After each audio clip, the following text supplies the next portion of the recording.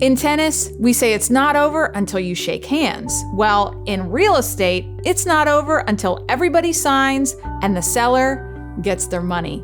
Let's talk the closing process. The closing process really begins once all the contingencies are satisfied. About 2 to 3 days before the closing, you'll receive what's called an ALTA closing statement from the closing attorney. On your closing statement, you're going to see any closing costs, you'll see attorney fees, realtor fees, prorated taxes, and then if there's a mortgage on the property, the payoff for that mortgage.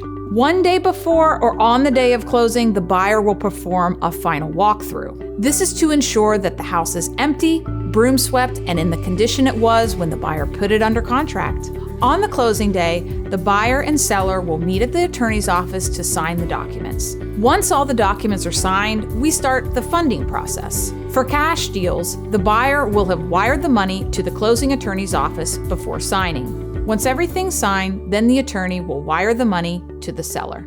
For buyers obtaining a mortgage, the mortgage company confirms that everything was signed correctly, then they disperse the money to the closing attorney's office, and then the closing attorney disperses the money to the seller. Congratulations, the house is now closed. Subscribe to my YouTube channel for more tips on selling your home.